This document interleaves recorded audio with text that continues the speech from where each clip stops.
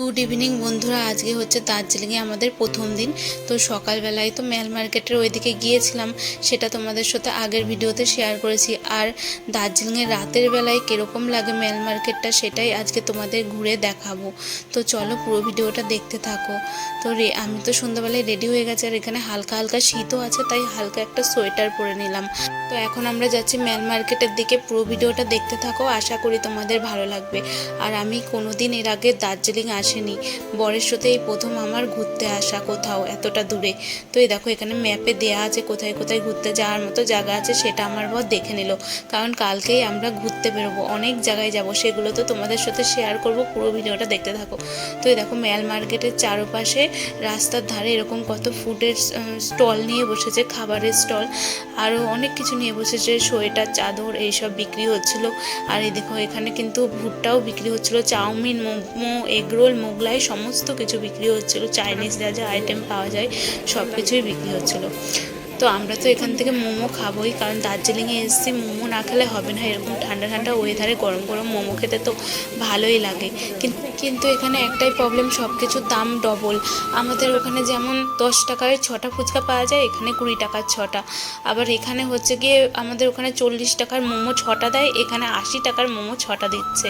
তো দেখতেই পাচ্ছ চাউমিনও বিক্রি হচ্ছিলো। চাউমিনটা আমরা আজকে আর খাবো না, ওটা পরের দিন খাবো। আমরা এখন এক প্লেটই মোমো নিচ্ছি, 6 পিস 80 টাকা নিয়েছিল।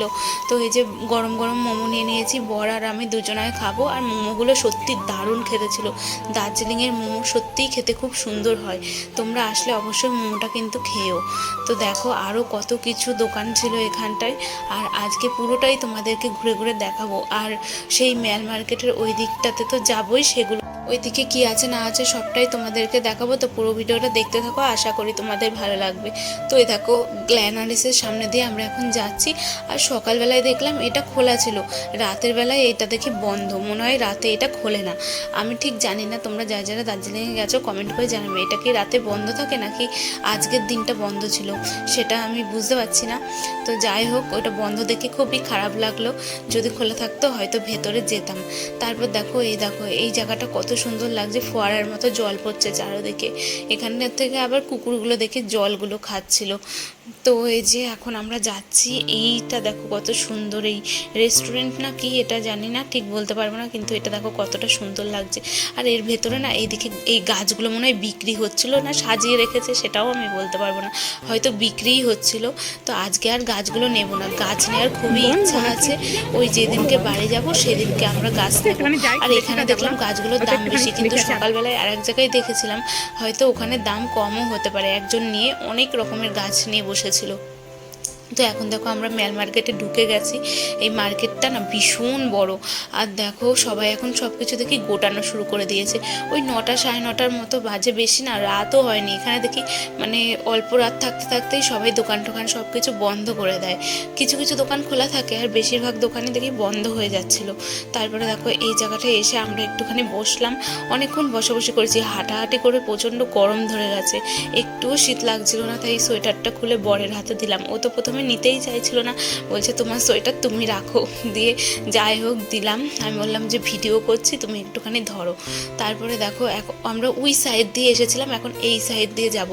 আমরা একটু জলের বোতলও কিনবো, প্রচণ্ড জল তেষ্টা পেয়ে গেছে।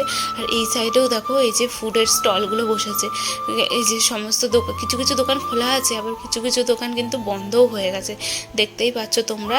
আর এখন আমরা যাব মুদিখানা দোকানের দিকে, ওখান থেকে কিছু নিতে হবে। তো দেখো এই যে সবাই কিন্তু দোকানগুলো বন্ধ করে দিচ্ছে, জামা কাপড়গুলো নামিয়ে নামিয়ে।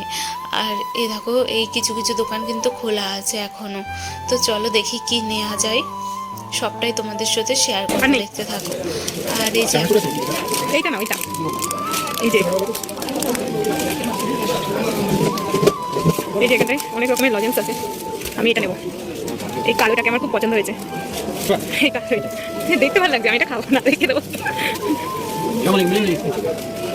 এগুলো তো রেখে আছে, মনে হচ্ছে মারবে। হ্যাঁ 20 টাকা দাম না, কই দেখো কত আছে।